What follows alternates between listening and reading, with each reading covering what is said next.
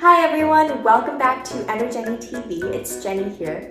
Today I sat down with Bosco, a college student in Columbia, Missouri, who is also a refugee who came over from Myanmar to the United States. He sat down with EnerJennyTV to share his wonderful story. So let's take a look.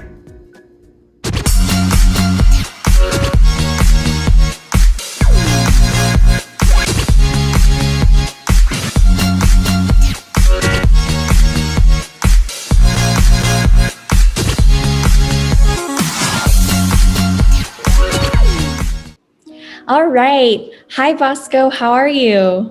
I'm pretty good. How about you, Jenny? Good. Thank you so much for joining EnerJennyTV today for this short interview. I'm so glad to see you and talk to you. Could you please introduce yourself to our viewers? Well, my name is Bosco Kim. I'm a college student. I'm from Myanmar.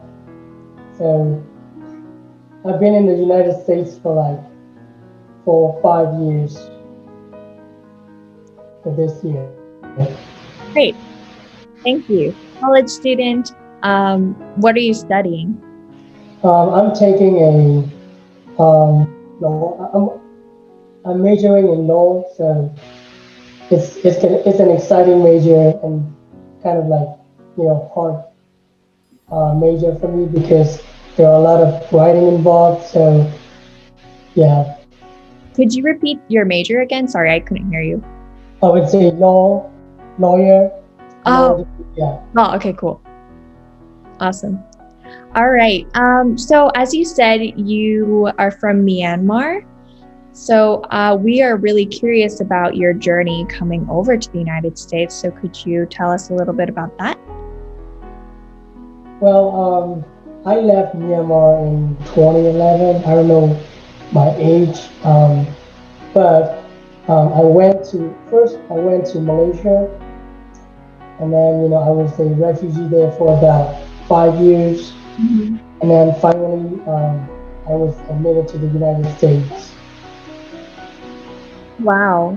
So you went to Malaysia at first, and then you came to the United States.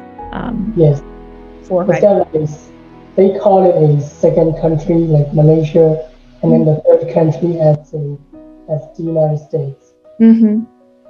Great. So were you with your family or were you alone? I was with my mom, so yeah, they're kind of good.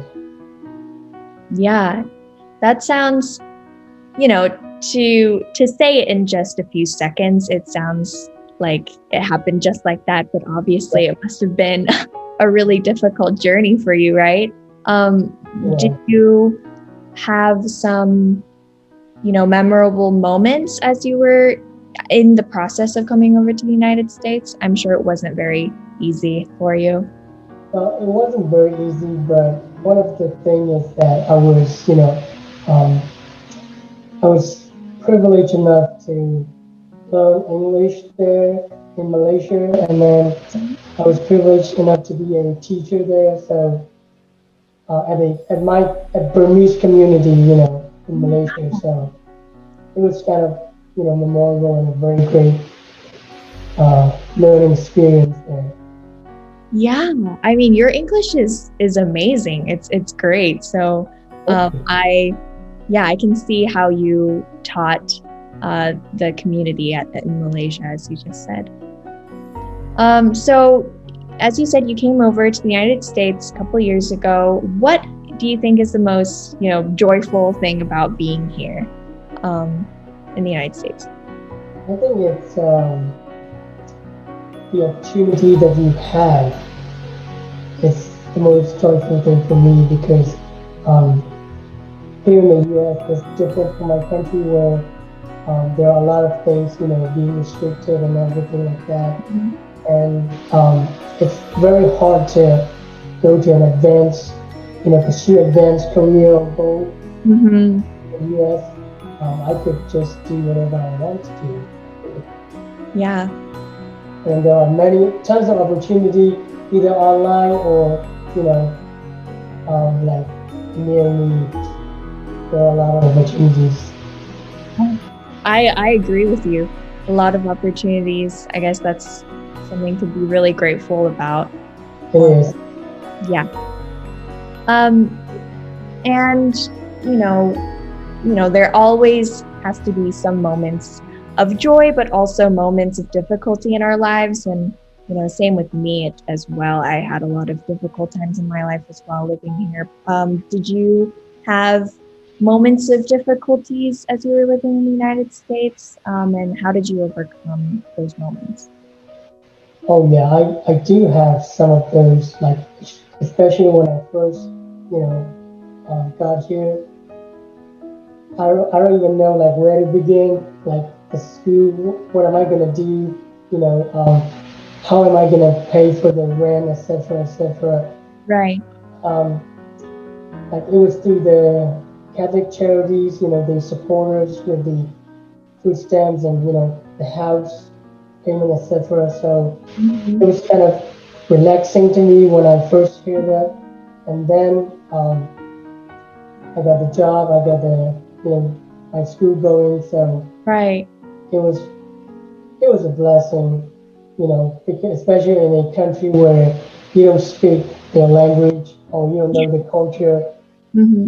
Out here, like as a refugee, and then you don't know anything about it, but then you was able to survive Yeah. here. So Yeah, you mentioned a really important point of like support groups. You mentioned the Catholic community in your case, but for us as well, for our family, we had the Korean families and Korean community in our church. Some of our church members to help us through some really difficult times. So yeah, I think we have that in common of how support groups really help us through dark times. yeah, Yeah. when we first got here, like there are a lot of Burmese communities that came to our help with um, they would teach us like shopping at Walmart, getting the food that we need, and etc. So yeah. Yeah. All right. Before we, wrap up our interview, I just am curious about what your future plans are and what you want to do in the future. Well, my future plans is I want. On the other hand, I want to be a lawyer. On the other hand, I want to be a insurance agent. So I'm kind of debating on which way to go. But as far as I know, I've been given a lot of what is it, insurance agent training, etc. So opportunity in this insurance industry.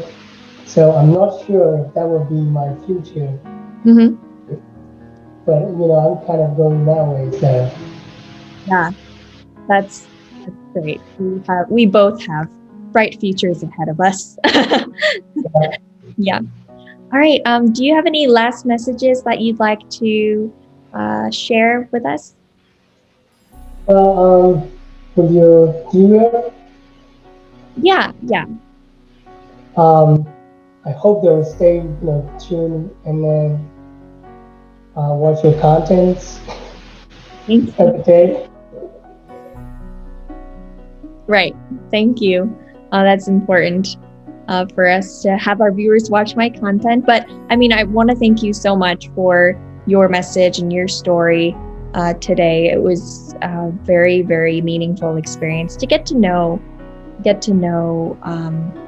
new people, and that's also my joy of getting to know other people, and I hope my viewers joy to get to know new people who have really shown a lot of courage and perseverance as you are after coming over from a different country, which is very difficult, but seems like you are showing a really good example for a lot of young people. So thank you.